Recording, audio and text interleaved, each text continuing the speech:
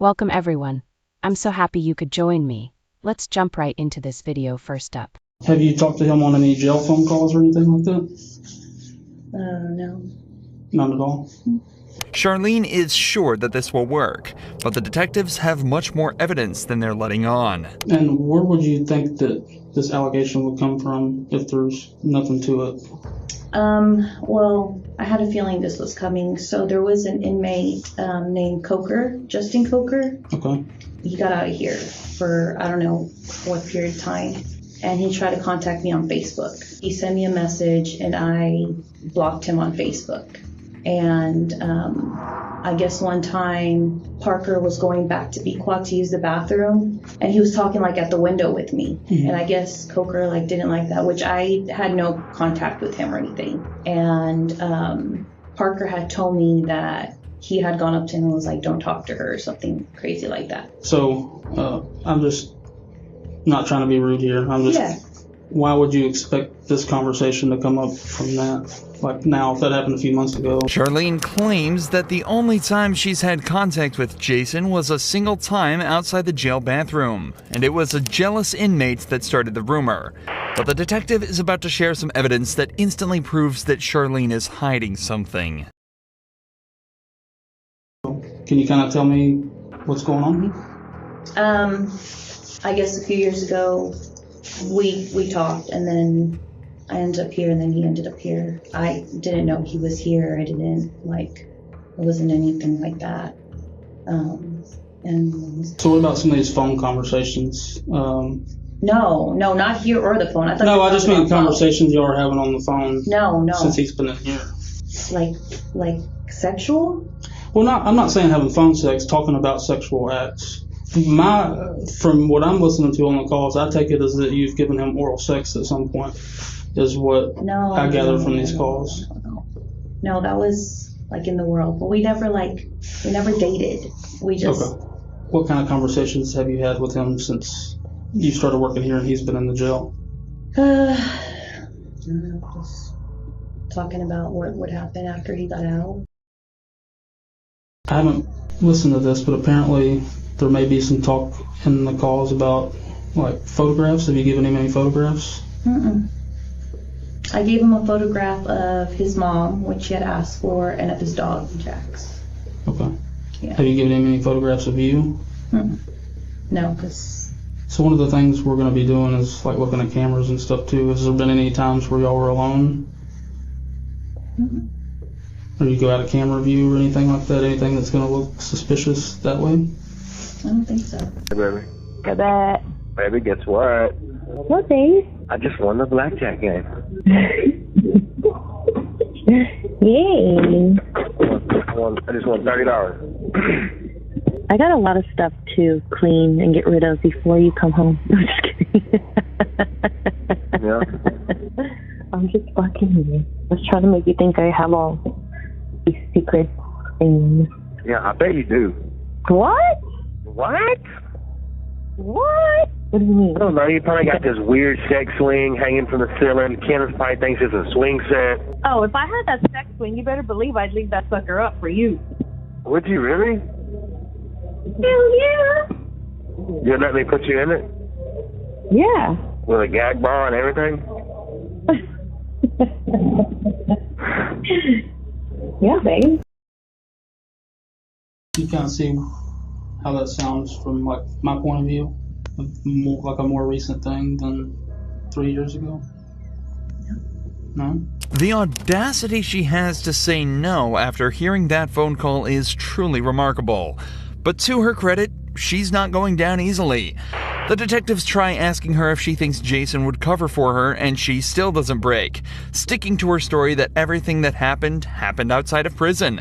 You talk about how profound this was, just giving him this blowjob was, but you don't remember anything about it. It's telling me something, but you're having trouble coming up with details about it. You know what I mean? If it's that profound. I gave him a blowjob. How do you describe the blowjob?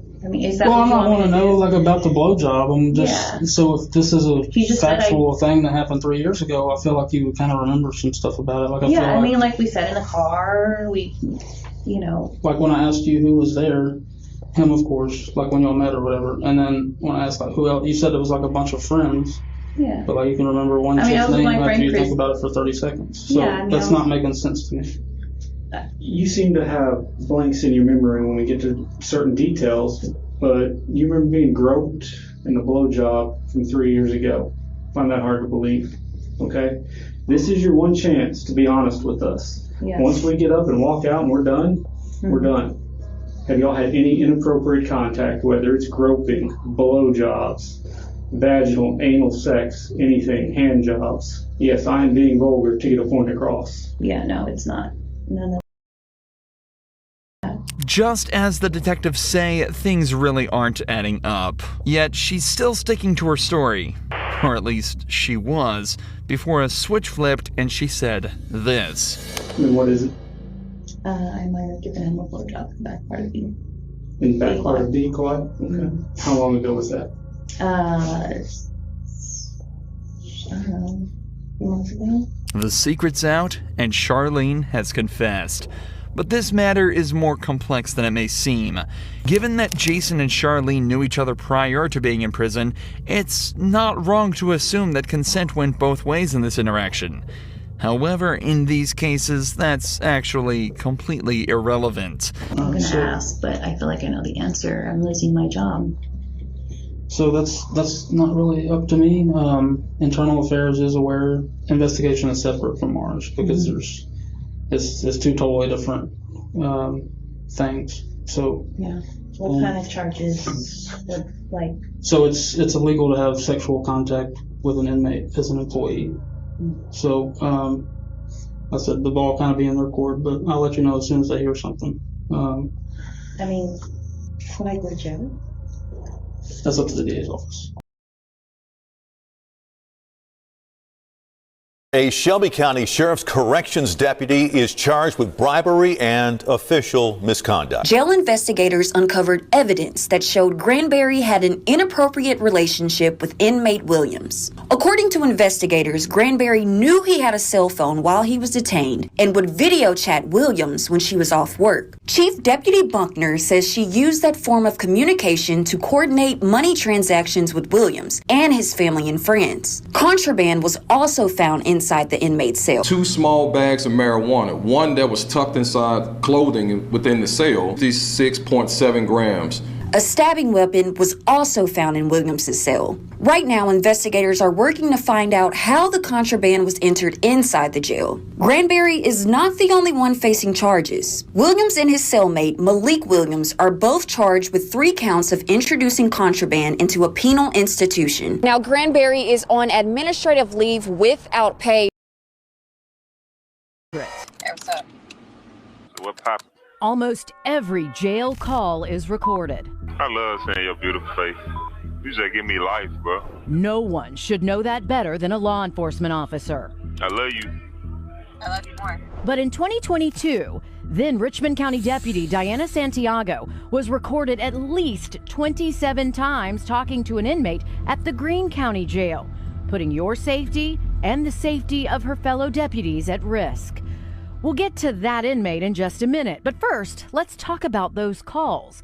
In about half of them, Deputy Santiago is in uniform. I'm only doing it to make money for you, as I would do that bullshit. And yes, she's actually driving her patrol car in this video call. I try not to work with rappers or anybody. In some calls, she appears to be on duty. Damn, he really trying to get a fucking ticket. Who? He just flying down here like an idiot, like he don't see a damn car right here. At one point, she shows him where she is working.